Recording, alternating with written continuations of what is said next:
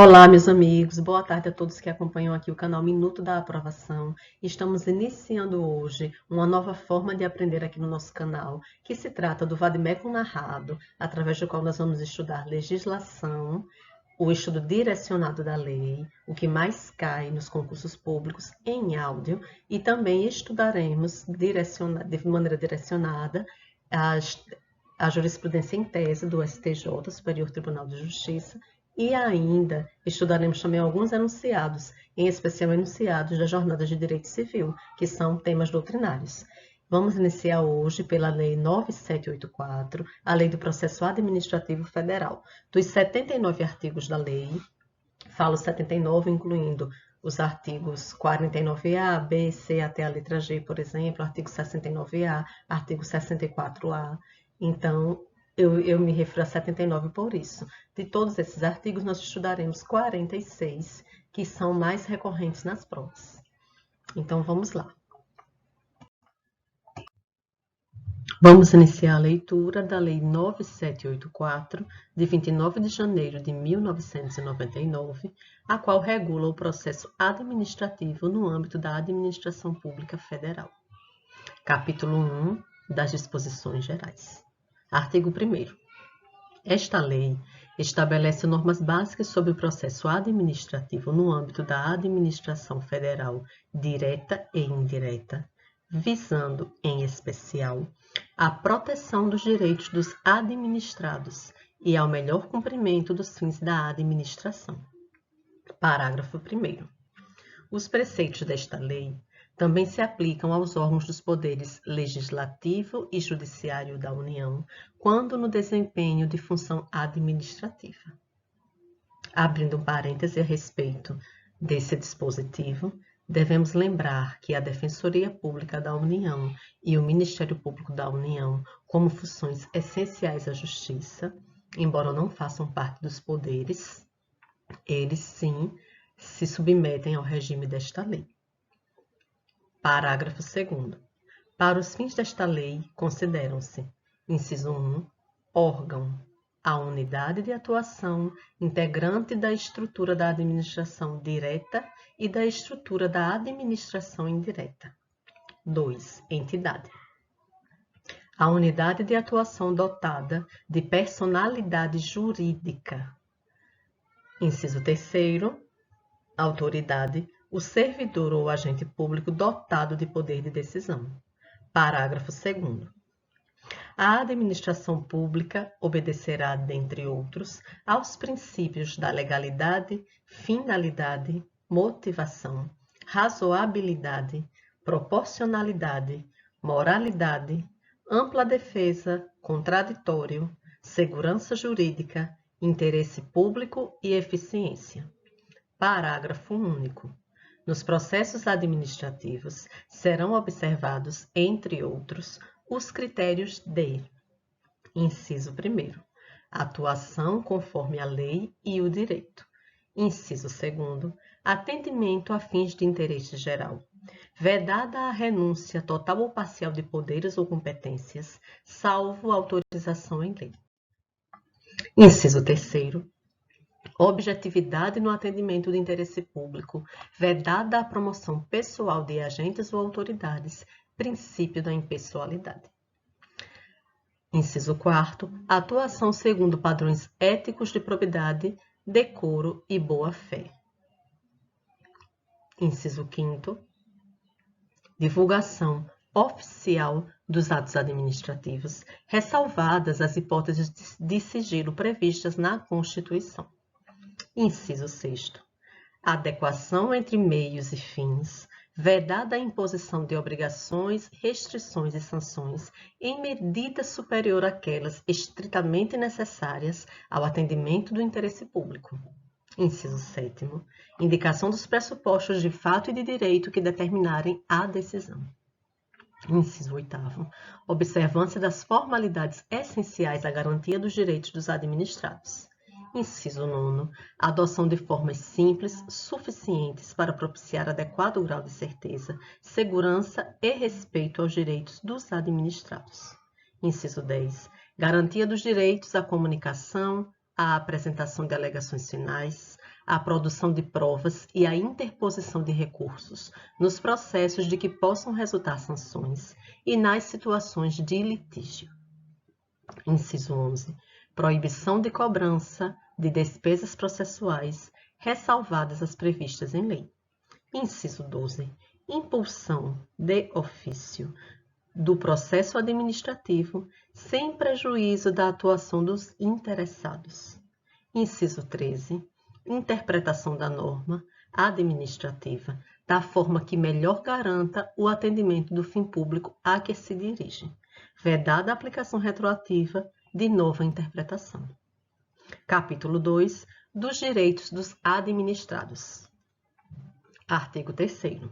O administrado tem os seguintes direitos perante a administração, sem prejuízo de outros que lhe sejam assegurados. Inciso 1. Ser tratado com respeito pelas autoridades e servidores, que deverão facilitar o exercício de seus direitos e o cumprimento de suas obrigações. Inciso 2. Ter ciência da tramitação dos processos administrativos em que tenha a condição de interessado, ter vista dos autos, obter cópias de documentos neles contidos e conhecer as decisões proferidas. Inciso 3º. Formular alegações e apresentar documentos antes da decisão, as quais serão objeto de consideração pelo órgão competente. Inciso 4º. Fazer-se assistir facultativamente por advogado, salvo quando obrigatória a representação por força de lei. Capítulo 3. Dos deveres do administrado. Artigo 4º. São deveres do administrado perante a administração, sem prejuízo de outros previstos em ato normativo. Inciso 1. Expor os fatos conforme a verdade. Inciso 2. Proceder com lealdade, urbanidade e boa-fé. Inciso 3. Não agir de modo temerário. Inciso 4º. Prestar as informações que lhe forem solicitadas e colaborar para o esclarecimento dos fatos. Capítulo 4. Do início do processo. Artigo 5º. O processo administrativo pode iniciar-se de ofício ou a pedido de interessado. Artigo 6º. O requerimento inicial do interessado, salvo casos em que for admitida solicitação oral, deve ser formulado por escrito e conter os seguintes dados. Inciso 1. Órgão ou autoridade administrativa a que se dirige. 2. Identificação do interessado ou de quem o represente. Inciso 3º. Domicílio do requerente ou local para recebimento de comunicações. Inciso 4º. Formulação do pedido com exposição dos fatos e de seus fundamentos. Inciso 5º. Data e assinatura do requerente ou de seu representante. Parágrafo único. É vedada à administração a recusa imotivada de recebimento de documentos, devendo o servidor orientar o interessado quanto ao suprimento de eventuais falhas. Artigo 7º. Os órgãos e entidades administrativas deverão elaborar modelos ou formulários padronizados para assuntos que importem pretensões equivalentes. Artigo 8º. Quando os pedidos de uma pluralidade de interessados tiverem conteúdo e fundamentos idênticos, poderão ser formulados em um único requerimento, salvo preceito legal em contrário. Capítulo 5. Dos interessados. Artigo 9º. São legitimados como interessados no processo administrativo. Inciso 1º. Pessoas físicas ou jurídicas que iniciem como titulares de direitos ou interesses individuais, ou no exercício do direito de representação. Inciso 2. Aqueles que, sem terem iniciado o processo, têm direitos ou interesses que possam ser afetados pela decisão a ser adotada. Inciso 3º. As organizações e associações representativas no tocante a direitos e interesses coletivos. Inciso 4º. As pessoas ou as associações legalmente constituídas quanto a direitos ou interesses difusos.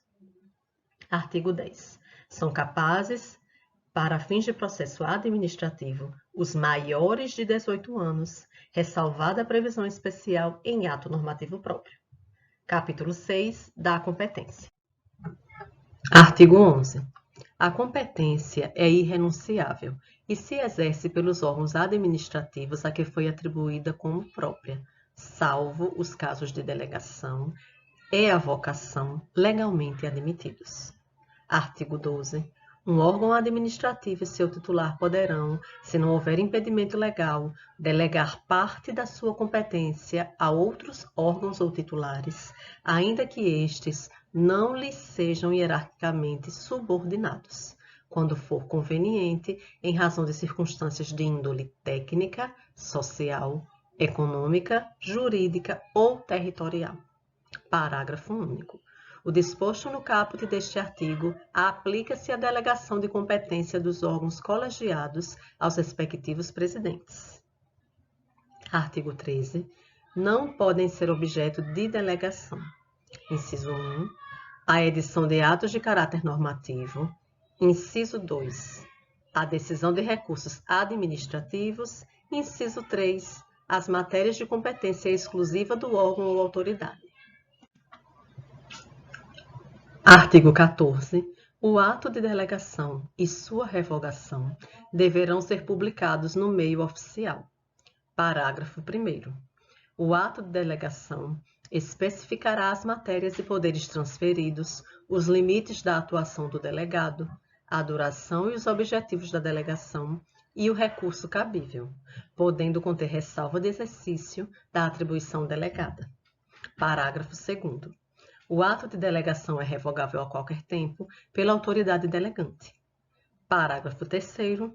As decisões adotadas por delegação devem mencionar explicitamente esta qualidade e considerar-se-ão editadas pelo delegado. Artigo 15. Artigo 15. Será permitida, em caráter excepcional e por motivos relevantes devidamente justificados, a avocação temporária de competência atribuída a órgão hierarquicamente inferior. Artigo 16. Os órgãos e entidades administrativas divulgarão publicamente os locais das respectivas sedes e, quando conveniente, a unidade fundacional competente em matéria de interesse especial. Artigo 17. Inexistindo competência legal específica, o processo administrativo deverá ser iniciado perante a autoridade de menor grau hierárquico para decidir. Capítulo 8. Da forma, tempo e lugar dos atos do processo. Artigo 22. Os atos do processo administrativo não dependem de forma determinada, senão quando a lei expressamente a exigir. Parágrafo 1º. Os atos do processo devem ser produzidos por escrito, em vernáculo, com a data e o local de sua realização e a assinatura da autoridade responsável. Parágrafo 2º. Salvo imposição legal, o reconhecimento de firma somente será exigido quando houver dúvida de autenticidade. Parágrafo 3º. A autenticação de documentos exigidos em cópia poderá ser feita pelo órgão administrativo. Parágrafo 4º. O processo deverá ter suas páginas numeradas sequencialmente e rubricadas. Artigo 23. Os atos do processo devem realizar-se em dias úteis, no horário normal de funcionamento da repartição na qual tramitar o processo. Parágrafo único. Serão concluídos, depois do horário normal, os atos já iniciados, cujo adiamento prejudique o curso regular do procedimento ou cause dano ao interessado ou à administração. Artigo 24.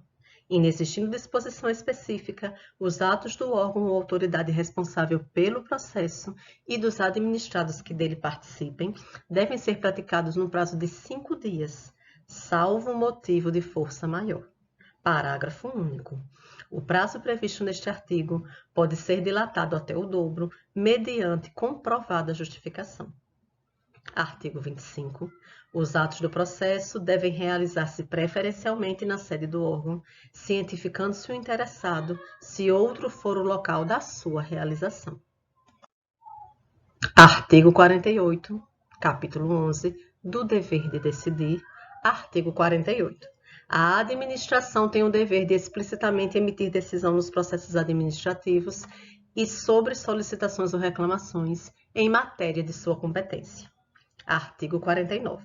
Concluída a instrução de processo administrativo, a administração tem o prazo de até 30 dias para decidir, salvo prorrogação por igual período expressamente motivada.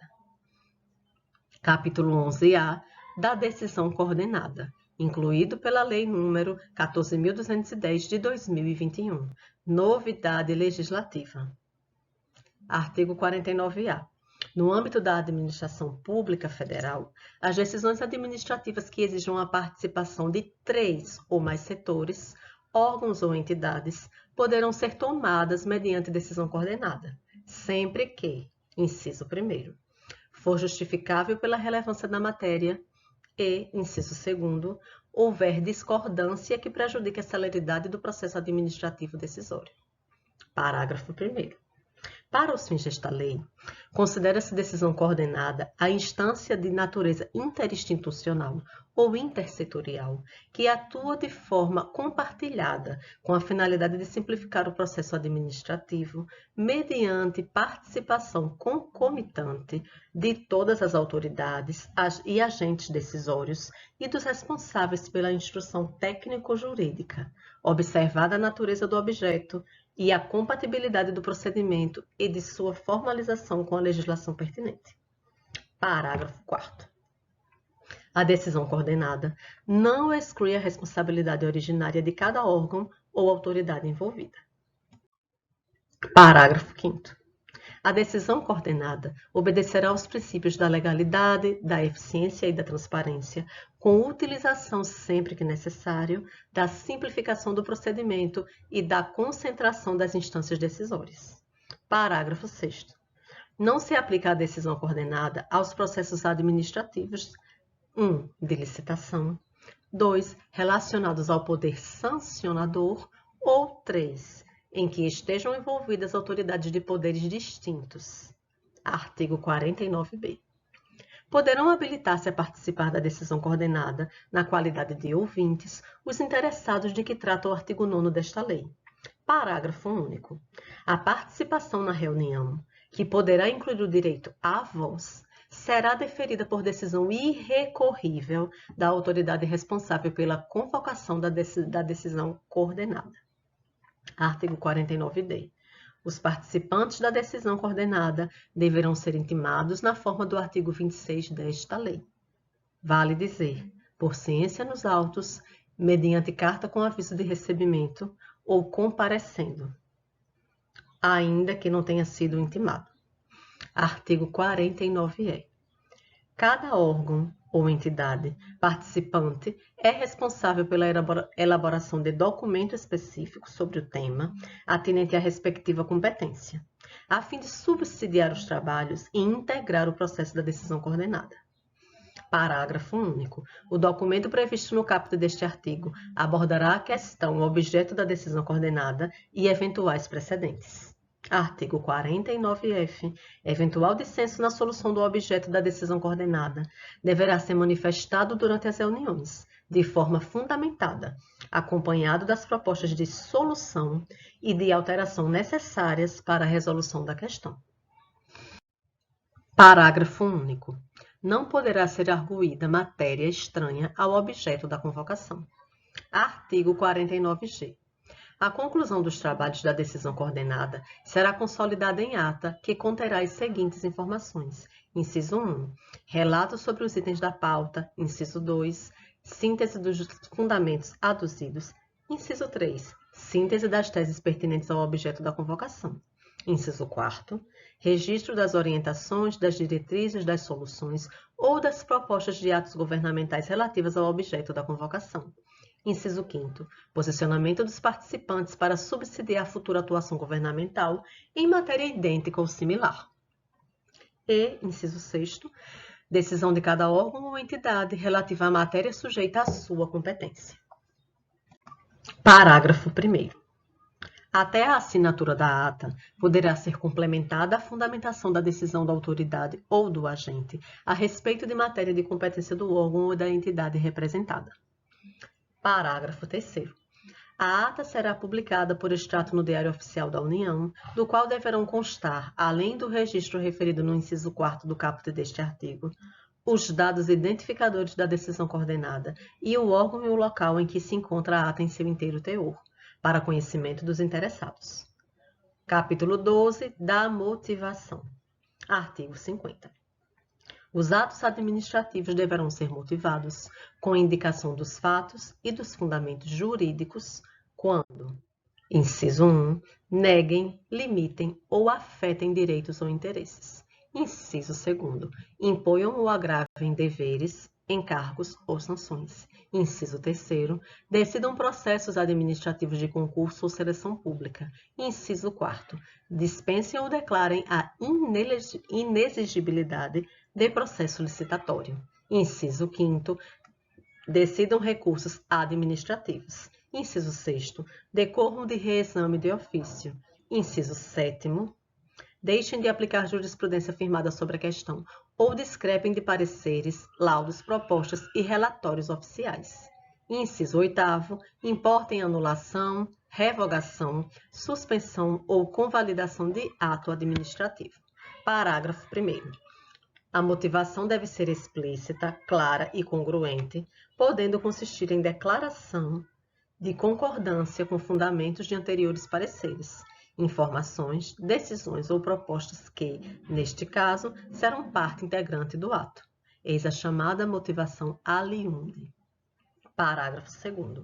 Na solução de vários assuntos da mesma natureza, pode ser utilizado o meio mecânico que reproduz os fundamentos das decisões, desde que não prejudique direito ou garantia dos interessados. Parágrafo 3º. A motivação das decisões de órgãos colegiados e comissões ou de decisões orais constará da respectiva ata ou de termo escrito. Capítulo 13. O interessado poderá, mediante manifestação escrita, desistir total ou parcialmente do pedido formulado, ou ainda renunciar a direitos disponíveis. Parágrafo 1º. Havendo vários interessados, a desistência ou renúncia atinge somente quem a tenha formulado. Parágrafo 2º. A desistência ou renúncia do interessado, conforme o caso, não prejudica o prosseguimento do processo, se a administração considerar que o interesse público assim o exige. Artigo 52. O órgão competente poderá declarar extinto o processo quando exaurida sua finalidade ou o objeto da decisão se tornar impossível, inútil ou prejudicado por fato superveniente. Capítulo 14 da anulação, revogação e convalidação. A administração deve anular seus próprios atos quando eivados de vício de legalidade e pode revogá-los por motivo de conveniência ou oportunidade, respeitados os direitos adquiridos. Artigo 54. O direito da administração de anular os atos administrativos de que decorram efeitos favoráveis para os administrados, para os destinatários, decai em 5 anos, contados da data em que forem praticados, salvo comprovada má-fé. Parágrafo 1º. No caso de efeitos patrimoniais contínuos, o prazo de decadência contar-se-á da percepção do primeiro pagamento. Parágrafo 2º. Considera-se exercício do direito de anular qualquer medida de autoridade administrativa que importe impugnação à validade do ato. Artigo 55. Em decisão na qual se evidencie não acarretarem lesão ao interesse público, nem prejuízo a terceiros, os atos que apresentarem defeitos sanáveis poderão ser convalidados, vale dizer, aproveitados, pela própria administração. Capítulo 15. Do recurso administrativo e da revisão. Artigo 56. Das decisões administrativas cabe recurso em face de razões de legalidade e de mérito, vale dizer, conveniência e oportunidade. Parágrafo 1º. O recurso será dirigido à autoridade que proferiu a decisão, a qual, se não a reconsiderar no prazo de 5 dias, o encaminhará à autoridade superior. Salvo exigência legal, a interposição de recurso administrativo independe de caução. Parágrafo 3º. Se o recorrente alegar que a decisão administrativa contraria enunciado de súmula vinculante, caberá à autoridade prolatora da decisão impugnada, se não a reconsiderar, explicitar, antes de encaminhar o recurso à autoridade superior, as razões da aplicabilidade ou inaplicabilidade da súmula, conforme o caso. Artigo 57. O recurso administrativo tramitará no máximo por 3 instâncias administrativas, salvo disposição legal diversa. Artigo 58. Tem legitimidade para interpor recurso administrativo. Inciso 1º. Os titulares de direitos e interesses que forem parte no processo. Inciso 2º. Aqueles cujos direitos ou interesses forem indiretamente afetados pela decisão recorrida. Inciso 3º. As organizações e associações representativas no tocante a direitos e interesses coletivos. Inciso 4º. Os cidadãos ou associações quanto a direitos ou interesses difusos. Artigo 59. Salvo disposição legal específica, é de 10 dias o prazo para a interposição de recurso administrativo, contado a partir da ciência ou divulgação oficial da decisão recorrida. Parágrafo 1º. Quando a lei não fixar prazo diferente, o recurso administrativo deverá ser decidido no prazo máximo de 30 dias, a partir do recebimento dos autos pelo órgão competente. Parágrafo 2º. O prazo mencionado no parágrafo anterior poderá ser prorrogado por igual período, ante justificativa explícita. Artigo 61. Salvo disposição legal em contrário, o recurso não tem efeito suspensivo. Parágrafo único. Havendo justo receio de prejuízo de difícil ou incerta reparação decorrente da execução, a autoridade recorrida ou a imediatamente superior poderá, de ofício ou a pedido, dar efeito suspensivo ao recurso. Artigo 62. Interposto o recurso, o órgão competente para dele conhecer deverá intimar os demais interessados para que, no prazo de 5 dias úteis, apresentem alegações. Artigo 66. Os prazos começam a correr a partir da data da cientificação oficial, excluindo-se da contagem o dia do começo e incluindo-se o do vencimento. Parágrafo 1º. Considera-se prorrogado o prazo até o primeiro dia útil seguinte, se o vencimento cair em dia em que não houver expediente ou este for encerrado antes da hora normal. Parágrafo 2º. Os prazos expressos em dias contam-se de modo contínuo. Parágrafo 3º. Os prazos fixados em meses ou anos contam-se de data a data. Se no mês do vencimento não houver o dia equivalente àquele do início do prazo, tem-se como termo o último dia do mês. Artigo 67. Salvo motivo de força maior devidamente comprovado, os prazos processuais não se suspendem. Capítulo 18 das disposições finais. Artigo 69. Os processos administrativos específicos continuarão a reger-se por lei própria, aplicando-se-lhes apenas subsidiariamente os preceitos desta lei. Artigo 69-A. Terão prioridade na tramitação em qualquer órgão ou instância os procedimentos administrativos em que figure como parte ou interessado, inciso 1º, pessoa com idade igual ou superior a 60 anos. Inciso 2º, pessoa portadora de deficiência física ou mental. Inciso 3º, vetado. Inciso 4º, pessoa portadora de tuberculose ativa, esclerose múltipla, neoplasia maligna, hanseníase, paralisia irreversível e incapacitante, cardiopatia grave, doença de Parkinson, espondiloartrose anquilosante, nefropatia grave, hepatopatia grave, estados avançados da doença de Page.